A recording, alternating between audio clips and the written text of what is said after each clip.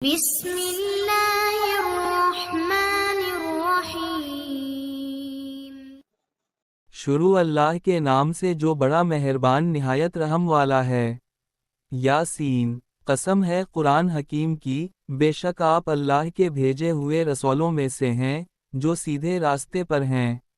یہ قرآن خدائے عزیز و رحیم کی طرف سے نازل ہوا ہے، تاکہ آپ ان لوگوں کو ڈرائیں جن کے باپ دادا کو نہیں ڈرایا گیا تھا، اس لیے وہ غفلت میں ہیں۔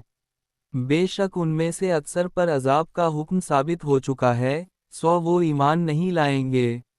ہم نے ان کی گردنوں میں توق ڈال دیے ہیں جو ٹھوڑیوں تک ہیں، تو وہ سر اٹھائے ہوئے رہ گئے ہیں۔ اور ہم نے ان کے آگے دیوار اور ان کے پیچھے دیوار کھڑی کر دی اور ان کو ڈھانپ دیا، سو وہ کچھ نہیں دیکھتے۔ سب برابر ہے، آپ انہیں ڈرائیں یا نہ ڈرائیں، وہ ایمان نہیں لائیں گے۔ آپ تو صرف اسی کو نصیحت کر سکتے ہیں جو نصیحت پر عمل کرے اور رحمان سے بے دیکھے ڈرتا ہو، تو ایسے کو مغفرت اور بہترین اجر کی خوشخبری دے دیجیے۔ تفصیلی بیان۔ یہ ابتدائی آیات اس حقیقت کو واضح کرتی ہیں کہ قرآن محض ایک کتاب نہیں بلکہ اللہ تعالیٰ کا کلام ہے جو حضور نبی کریم صلی اللہ علیہ وسلم پر نازل ہوا۔ اس میں انسانیت کو سیدھا راستہ دکھایا گیا ہے۔ اللہ تعالیٰ نے فرمایا کہ بعض لوگ ایسے ہیں جن کے دل اور دماغ قفل شدہ ہو چکے ہیں، ان کے سامنے حق بیان بھی کیا جائے تو وہ قبول نہیں کرتے۔ اس سے معلوم ہوا کہ ہدایت صرف اسی کو ملتی ہے جو دل سے طلب کرے اور اللہ سے ڈرے۔ قرآن کی یہ آیات ہمیں سبق دیتی ہیں کہ محض سننے یا دیکھنے سے کچھ نہیں ہوتا جب تک انسان دل کی گہرائی سے اللہ کے حکم کو نہ مانے۔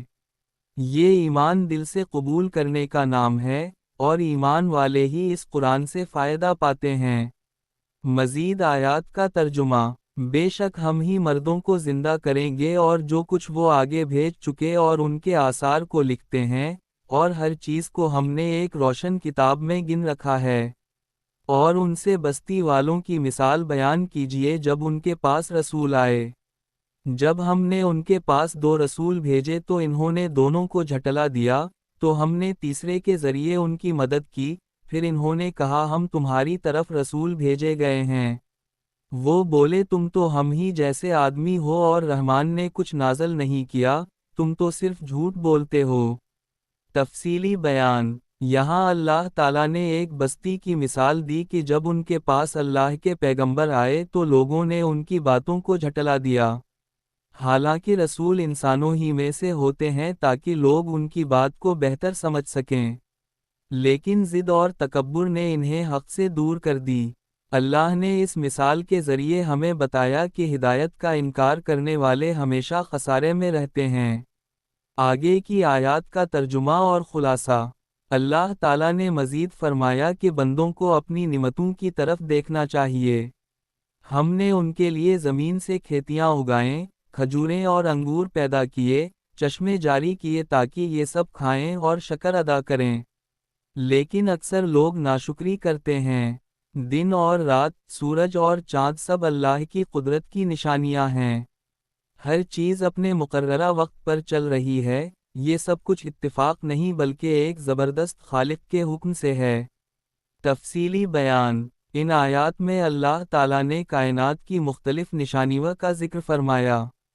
فصلوں کا اگنا، پھلوں کا ملنا، پانی کا جاری ہونا، رات دن کا آنا جانا، سورج چاند کا نظام، یہ سب انسان کو یاد دلاتے ہیں کہ وہ اپنے رب کو پہچانے اور اس کا شکر ادا کرے۔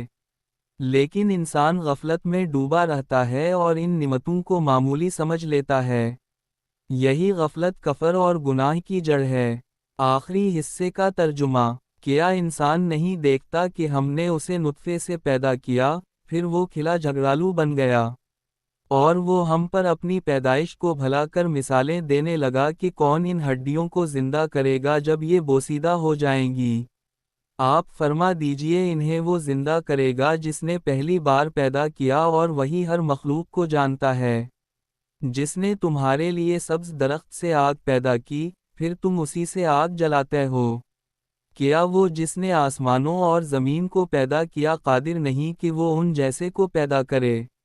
بے شک وہ قادر ہے، جب کسی چیز کا ارادہ کرتا ہے تو صرف کہتا ہے ہو جا تو وہ ہو جاتی ہے۔ پس پاک ہے وہ ذات جس کے ہاتھ میں ہر چیز کی بادشاہی ہے اور اسی کی طرف تم سب لوٹائے جاؤ گے۔ تفصیلی بیان۔ آخری آیات میں اللہ تعالیٰ نے قیامت اور دوبارہ زندہ کیے جانے کا ذکر فرمایا۔ انسان سوچتا ہے کہ ہڈیاں گلنے کے بعد دوبارہ زندگی کیسے ممکن ہے، لیکن اللہ جو پہلی بار پیدا کرنے پر قادر ہے، وہ دوبارہ زندہ کرنے پر کیوں قادر نہ ہوگا؟ یہ آیات ہمیں یقین دلاتی ہیں کہ موت کے بعد زندگی ہے، حساب کتاب ہے اور ہر ایک کو اپنے اعمال کا جواب دینا ہوگا۔ خلاصہ، سورۃ یاسین ایمان کو تازہ کرنے والی سورت ہے۔ یہ اللہ کی قدرت، توحید، رسالت، قیامت اور انسان کے انجام کے بارے میں نہایت پر اثر انداز میں بیان کرتی ہے۔ اس کی تلاوت سے دل نرم ہوتا ہے اور ایمان کی کیفیت بڑھتی ہے۔